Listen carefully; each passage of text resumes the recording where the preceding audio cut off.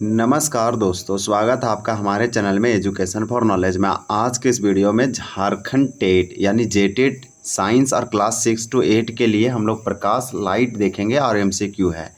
ये झारखंड शिक्षक पात्रता परीक्षा के लिए इम्पॉर्टेंट है। विज्ञान हम लोग कवर कर रहे हैं, साइंस आप ज़रूर देखिए। ये हमारा पार्ट 2 है, प्रकाश और साइंस यानी लाइट या प्रकाश का ये पार्ट 2। अगर पार्ट आप नहीं 1 देखें ज़रूर देखिए, जिसमें हम 50 क्वेश्चन कंप्लीट किए हैं सारे पूरा साइंस के। जेटेट के लिए, झारखंड टेट या झारखंड शिक्षक पात्रता परीक्षा के लिए साइंस बहुत अच्छे से कंप्लीट कराया जाएगा। इसके अंतर्गत आने वाले सारे क्वेश्चन आपका कंप्लीट होगा और वो टॉपिक वाइज। हम लोग आज प्रकाश देखे हैं, एक दिन में 2-3 टॉपिक कवर करेंगे तो बहुत जल्दी कंप्लीट होगा। आज हमारा 70 क्वेश्चन है और हम लोग कल वीडियो में इसका पार्ट 1 में 50।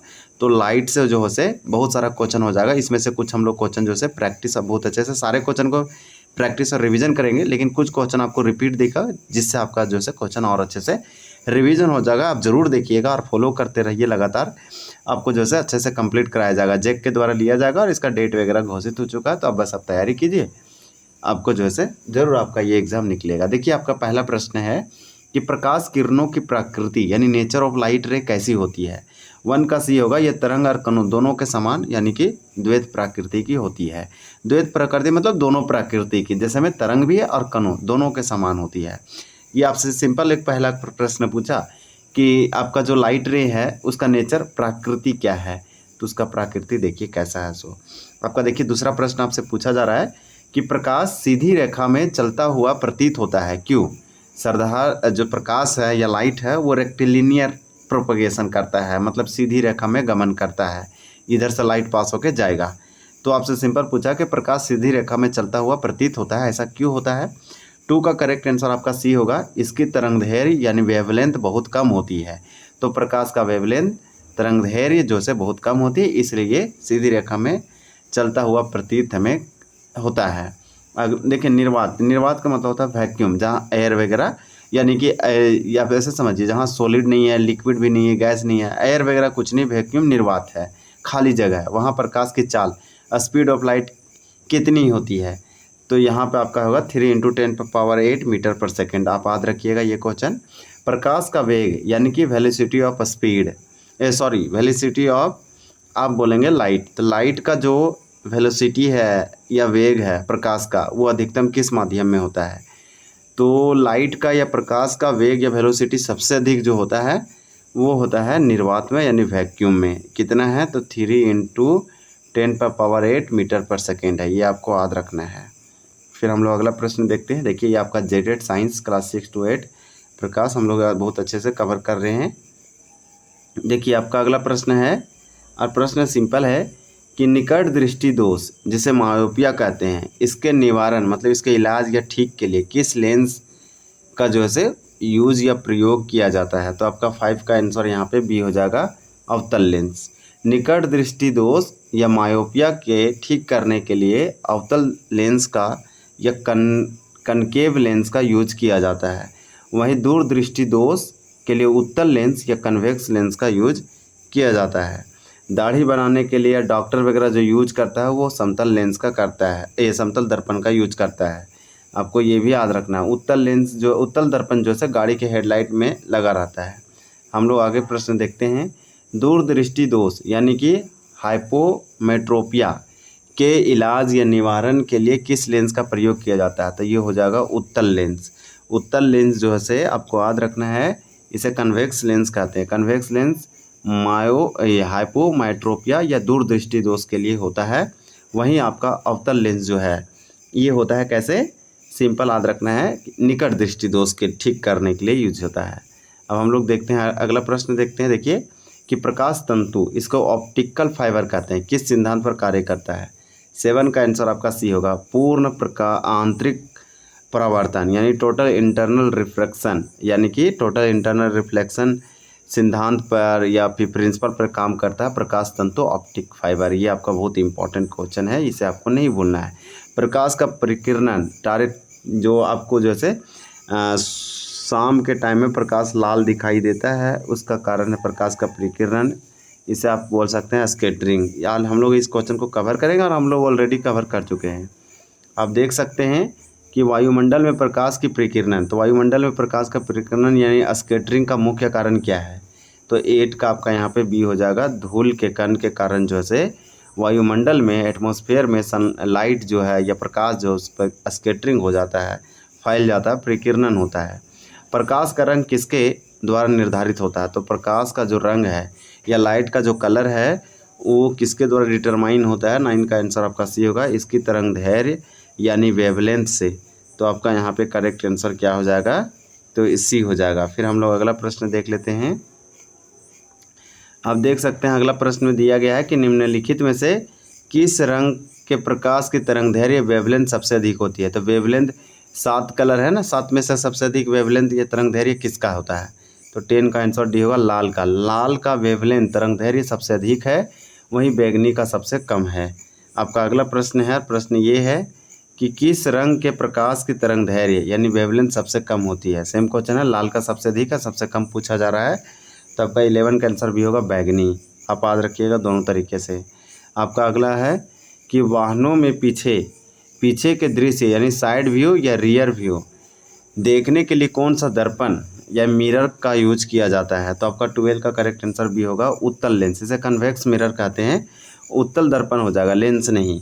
तो आप याद रखिएगा उत्तल दर्पण या कन्वेक्स लेंस जो है वाहनों में पीछे का दृश्य साइड व्यू और रियर व्यू देखने के लिए किया जाता है। ये बहुत इंपॉर्टेंट क्वेश्चन और सबसे अच्छा है। शेविंग के लिए, दाढ़ी उड़ी के लिए, डॉक्टर हो गया, ये सब अवतल दर्पण का यूज करते हैं, कनकेव मिरर का यूज करते हैं। तो आप याद रखिए समतल दर्पण का यूज करते हैं और अवतल दर्पण का। हालांकि इसमें दिया है, आप देख सकते हैं कि एक स्वच्छ आकाश का रंग नीला दिखाई देने का क्या कारण है?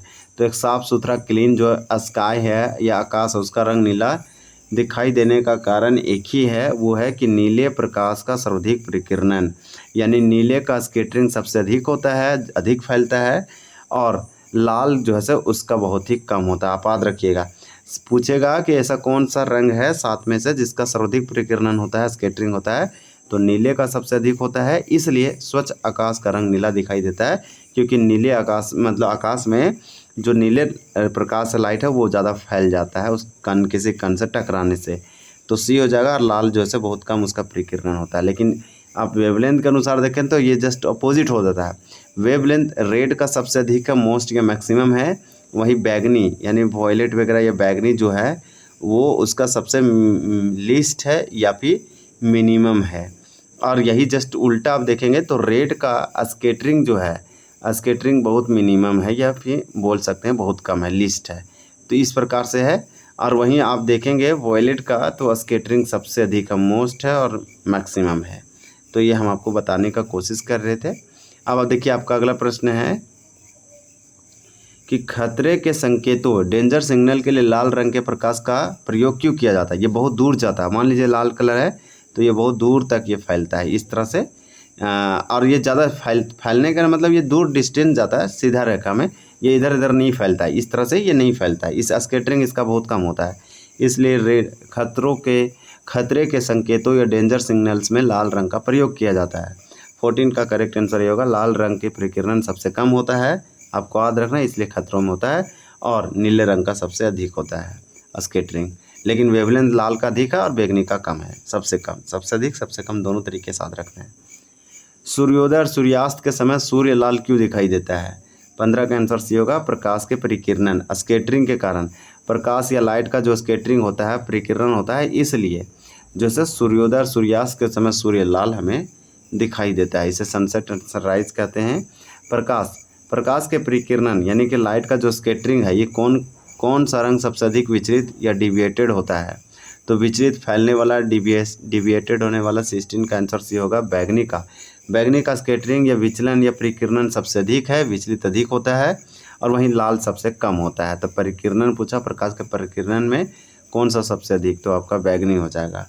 हम लोग अगला प्रश्न देख लेते हैं। देखिए अगला प्रश्न है कि समुद्र का जल नीला प्रतीत होने का मुख्य कारण क्या है? तो समुद्र या सी का जो से वाटर हमें नीला या ब्लू दिखाई देता है, इसका एक ही कारण है, जल के कणों द्वारा प्रकाश का प्रकीर्णन, यानी कि जल के कण है जो प्रकाश का प्रकीर्णन करता है, स्कैटरिंग करता है, सन का लाइट टकरा कर फैलता है इधर उधर, और कौन सा? बैगनी कलर, ये जल के कणों का। तो इसलिए आपका यहाँ पे समुद्र का जल नीला प्रतीत होने का मुख्य कारण है। आप याद रखिएगा। आपका अगला प्रश्न है कि हमें हरी घास का रंग हरा दिखाई देता है क्योंकि, तो हरी घास का रंग हरा दिखाई देता है, इसका रीज़न है कि यह हरे रंग के प्रकाश को हमारी आंखों पर परिवर्तित करती है, इसलिए तो आपका यहाँ पे ए हो जाएगा। फिर हम लोग अगला प्रश्न देखते हैं। देखिए, प्राथमिक इंद्रधनुष जिसे प्राइमरी रेनबो कहते हैं, इसके मध्य में कौन सा रंग दिखाई देता है? 19 का आपका आंसर सी हो जाएगा, हरा रंग। यानी कि प्राथमिक इंद्रधनुष प्राइमरी रेनबो में, देखिए रेनबो में कितना कलर है? 7 कलर है, आप जानते हैं, तो इसे प्राइमरी रेनबो कहते हैं। प्राथमिक इंद्रधनुष में बीच में जो है कौन सा है? तो हरा है। तो 19 का आपका यहाँ पे याद रखना है। और ये क्वेश्चन तो बहुत ही इंपॉर्टेंट था कि हमें हरी घास का रंग हरा दिखाई देता है, तो इसका रंग था कि यह हरे रंग के प्रकाश को हमारी आंखों से परिवर्तित करती है, यानी कि रिफ्लेक्ट करती है। देखिए, यदि पृथ्वी पर वायुमंडल ना हो, तो चलिए मानते हैं एटमॉस्फेयर ना हो, एयर वगैरह ना हो, कुछ गैस वगैरह ना हो, तो अंतरिक्ष यात्री जो स्पेस ट्रेवलर होते हैं या यात्री होते हैं, वो आकाश का रंग कैसा दिखाई देगा? तो आकाश का रंग, अंतरिक्ष यात्री को आकाश का रंग कैसा दिखाई देगा? ये तो बहुत क्वेश्चन है। काला ही दिखाई देगा, एटमॉस्फेयर नहीं रहेगा, तो अंतरिक्ष यात्री को आकाश काला काला दिखाई देगा, ब्लैक, पूरा ब्लैक। देखिए, मानव नेत्र में किसी वस्तु का प्रतिबिंब, इमेज कहाँ बनता है? तो हम लोग के आँखों में, आदमी के आँख में, आइज़ में किसी भी चीज़ का इमेज, प्रतिबिंब कहाँ बनता है? तो सिंपल याद रखिएगा, ये बनता है रेटिना पर, या इसे दृष्टि पटल कहते हैं। तो रेटिना पे बनता है दृष्टि पटल पर। अगला देख सकते हैं, यहाँ कुछ ऑप्शन है। कॉर्निया ट्रांसपेरेंट ऑर्गन है और ट्रांसप्लांट इसी को किया जाता है खराब होने पर। आइरिस जो है हमारे पुपिल को कंट्रोल करता है, और ये कलर के लिए बहुत इंपॉर्टेंट है। तो पुपिल को कंट्रोल करता है आइरिस। अब देखिए, निम्नलिखित में से कौन सा मूल प्राथमिक रंग प्राइमरी कलर नहीं है? तो कौन सा नहीं है? 3 कलर जो है 3 कलर को मूल कलर, प्राथमिक रंग या प्राइमरी कलर बोला जाता है, लेकिन एक को नहीं बोला जाता। तो 3 में से एक वो कौन नहीं है? तो 22 का आंसर आपका यहाँ पे सी हो जाएगा, काला।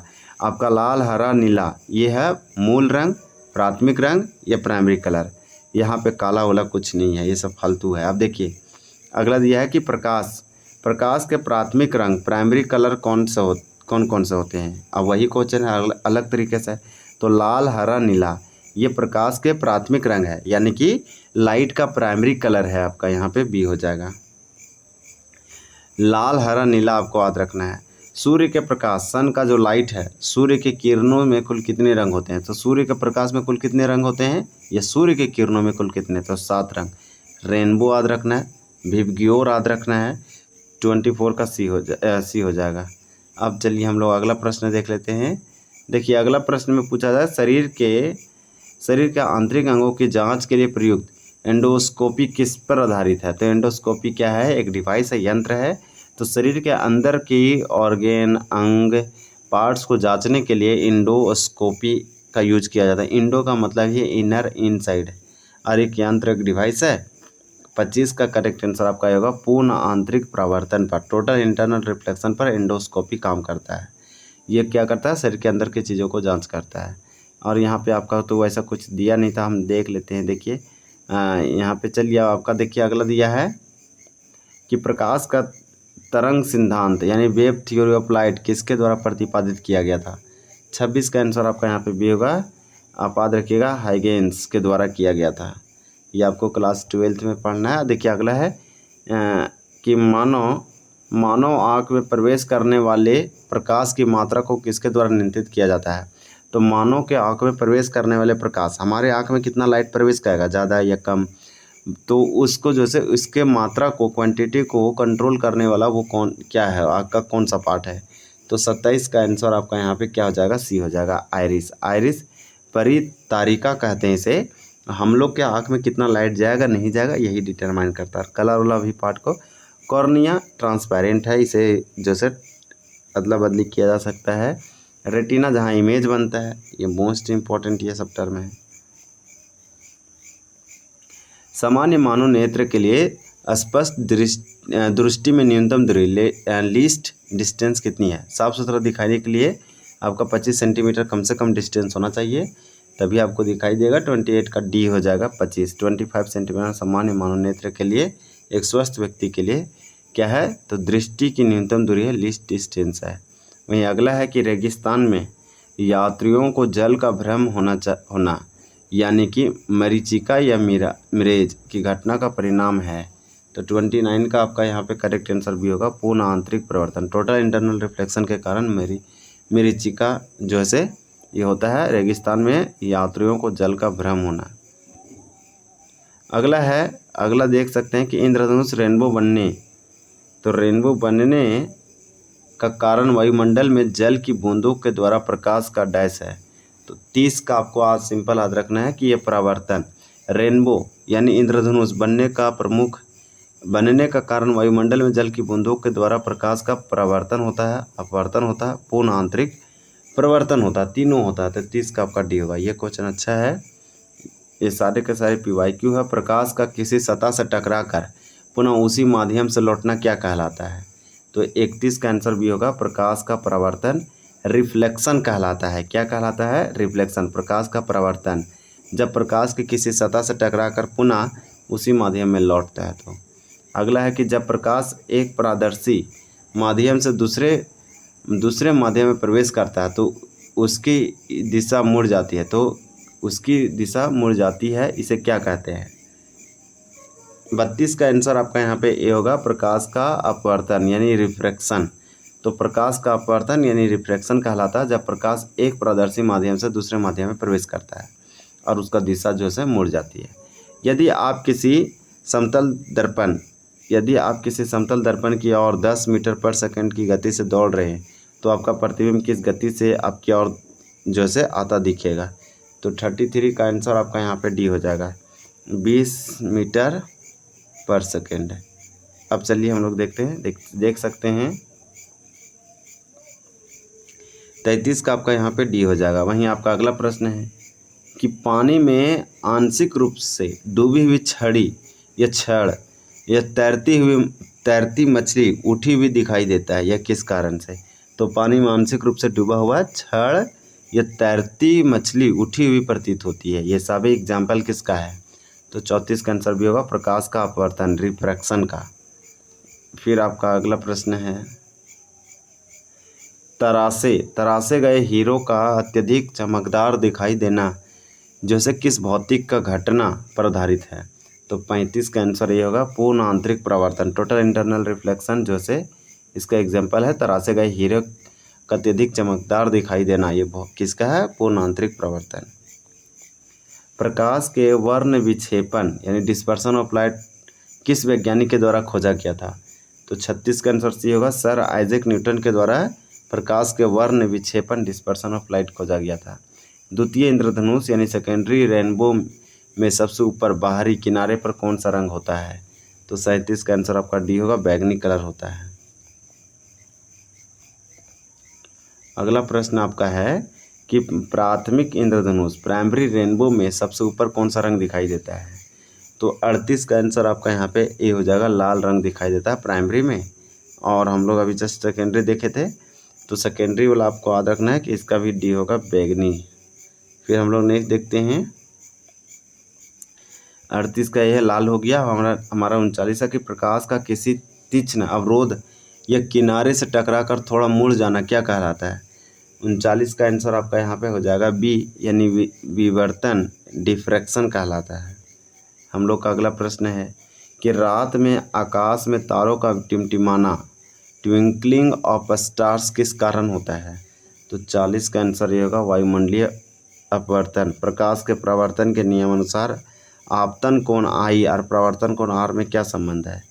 तो ये बहुत सिंपल क्वेश्चन है। 41 का हो जाएगा सी यानी angle I equal to angle R. आपतन कोण प्रवर्तन कोण का इक्वल है यानी कि angle of incidence to equal to angle of refraction. कांच में आई दरार या चटका हुआ भाग अत्यधिक चमकीला किस कारण दिखाई देता है? तो 42 का करेक्ट आंसर आपका यहाँ पे क्या हो जाएगा? बी हो जाएगा पूर्ण आंतरिक प्रवर्तन टोटल इंटरनल रिफ्रैक्शन। अगला प्रश्न है कि श्वेत प्रकाश व्हाइट लाइट का प्रिज्म से गुजारने पर 7 रंगों में विभाजित हो जाता है, इसे वर्ण विक्षेपण डिस्पर्सन कहते हैं। अगला प्रश्न है जिस दर्पण की प्रवर्तक सतह अंदर की ओर विकृत दबी हुई होती है उसे क्या कहते हैं? 44 का आंसर आपका यहाँ पे बी हो जाएगा अवतल दर्पण कनकेव मिरर। अब हम लोग अगला प्रश्न देख लेते हैं। देखिए कि जिस दर्पण की परावर्तक सतह बाहर की ओर उभरी हुई होती है उसे क्या कहते हैं। 45 का आंसर यहाँ पे क्या हो जाएगा, तो 45 का आंसर ये होगा उत्तल दर्पण, कन्वेक्स मिरर कहते हैं। जिस दर्पण के परावर्तक सतह बाहर की ओर उभरी होती है उसे कन्वेक्स या उत्तल दर्पण कहते हैं। आपका अगला प्रश्न है कि उत्तल दर्पण कन्वेक्स मिरर किसी वस्तु का बना प्रतिबिंब सदा कैसा होता है। तो प्रतिबिंब सदैव कैसा होता है, तो 46 का आंसर आपका यहाँ पे क्या हो जाएगा, तो बी हो जाएगा, आभासी और सीधा और उल्टा होता है। प्रकाश वर्ष जिसे लाइट ईयर कहते हैं निम्नलिखित में से किसकी इकाई या मात्रक है। 47 का आंसर आपका सी होगा, खगोलीय दूरी की, डिस्टेंस की है। एक प्रकाश वर्ष 1 लाइट ईयर का सही लगभग अनुमान कितना होता है। तो आपका 48 का यहाँ पे आंसर सी दिया गया है, ए बी दोनों। 9.46 into 10⁻12 kilometre, 9.46 into 10⁻15 metre. 1 kilometre में 15 मीटर दिया गया है। कार और गाड़ियों की हेडलाइट में किस दर्पण का उपयोग किया जाता है। तो 49 का आपका यहाँ पे करेक्ट आंसर हो जाएगा सी, यानी पावरलय कार अवतल दर्पण के रूप में।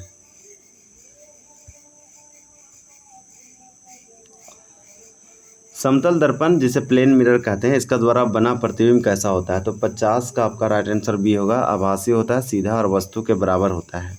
निम्नलिखित में से कौन सा दर्पण सदैव केवल आभासी वर्चुअल प्रतिबिंब जैसे ही उत्पन्न कर सकता है। तो यहाँ पे आपका 51 का 51 का सी हो जाएगा, समतल दर्पण भी और उत्तल दर्पण भी।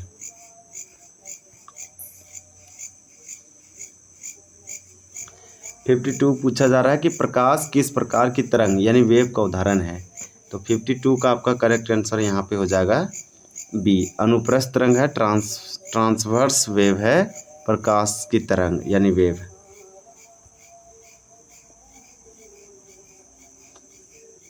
वास्तविक सूर्योदय से 2 मिनट पहले ही सूर्य का दिखाई देना किस घटना का परिणाम है। तो 53 का आपका यहाँ पे राइट आंसर हो जाएगा बी, वायुमंडलीय अपवर्तन। डेविस समतल दर्पण से 5 मिनट की दूरी पर खड़ा है। डेविस और उसके प्रतिबिंब के बीच की दूरी कितनी होगी। तो ये आपका 54 का आंसर यहाँ पे सी हो जाएगा, 10 मीटर। आपको याद रखना है। अब हम लोग अगला प्रश्न देखते हैं। चलिए हम लोग फटाफट इसको कंप्लीट करते हैं कि दंत चिकित्सक यानी डेंटिस्ट मरीजों के दांत का बड़ा प्रतिबिंब देखने के लिए किस दर्पण का प्रयोग करता है। 55 का याद रखिएगा, अवतल दर्पण कनकेव मिरर का यूज करता है। हजामत यानी दाढ़ी वगैरह बनाने या शेविंग करने के लिए किस दर्पण या मिरर का यूज या उपयोग किया जाता है। 56 का आंसर ये हो जाएगा, अवतल दर्पण कनकेव मिरर। तो हम लोग इतने सारे प्रश्न देखे। अगला प्रश्न देख सकते हैं आपका है कि वर्षा के उपरांत इंद्रधनुष सदैव किस दिशा में दिखाई देता है। तो 57 का आपका यहाँ पे आंसर भी होगा, सूर्य के विपरीत दिशा में दिखाई देता है। लेंस की क्षमता, पावर ऑफ लेंस का ऐसा ही मात्रक क्या होता है। 58 का आपका यहाँ पे करेक्ट आंसर सी हो जाएगा, डायोप्टर जैसे इंपॉर्टेंट होगा ये। पावर ऑफ लेंस की क्षमता का ऐसा एक मात्रक है डायोप्टर। यदि किसी लेंस की क्षमता +2 डायोप्टर यानी कि +2D हो तो उसकी फोकस दूरी, फोकल लेंथ कितनी होगी। 59 का आंसर आपका यहाँ पे बी हो जाएगा, 50 सेंटीमीटर।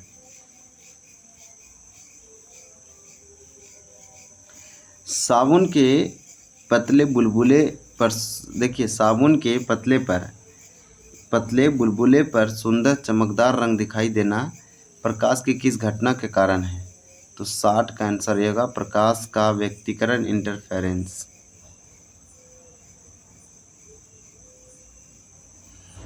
निम्नलिखित में से कौन सा दर्पण वस्तु का वास्तविक रियल प्रतिबिंब बना सकता है। तो 61 का सी होगा, केवल अवतल दर्पण ही रियल बिंब बना सकता है। अगला प्रश्न है कि मानव नेत्र के रेटिना पर बनने वाला प्रतिबिंब की प्रकृति में कैसा होता है। तो 62 का आंसर भी होगा, वास्तविक और उल्टा होता है। फिर आपका अगला प्रश्न है, देख सकते हैं कि पादपों में प्रकाश संश्लेषण फोटोसिंथेसिस की दर किस रंग के प्रकाश में सबसे अधिक होता है। तो 63 का आंसर आपका भी होगा, लाल रंग के प्रकाश में पौधों में प्रकाश संश्लेषण फोटोसिंथेसिस सबसे अधिक होता है। तीनों प्राथमिक रंग लाल, हरा, नीला को समान अनुपात में मिलने पर कौन सा रंग प्राप्त होता है? 64 का आंसर आपका बी होगा, सफ़ेद। जब प्रकाश की किरणें एक माध्यम से दूसरे माध्यम में जाती है तो निम्नलिखित में से क्या जो है अपरिवर्तित, कोई चेंज नहीं होता है? तो 65 का आपका यहाँ पे आंसर सी हो जाएगा, आवृत्ति यानी फ्रीक्वेंसी। अगला है कि किसी समतल दर्पण प्लेन मिरर की फोकस दूरी यानी फोकल लेंथ कितनी है? 66 का आंसर सी हो जाएगा, अनंत इन्फिनाइट। फिर आपका अगला प्रश्न है कि धूप के चश्मे यानी सन ग्लासेस की क्षमता पावर कितनी होती है? 67 का आंसर होगा, 0 डायोप्टर होता है। इसका पावर कुछ नहीं होता, बस ऐसा ही लगाया जाता है। जब उत्तल लेंस को जल में डुबाया जाता है तो उसकी क्षमता पावर में क्या प्रभाव पड़ता है? तो 68 का आंसर भी होगा, घट जाती है जब उत्तल लेंस को पानी में डुबाएंगे तो।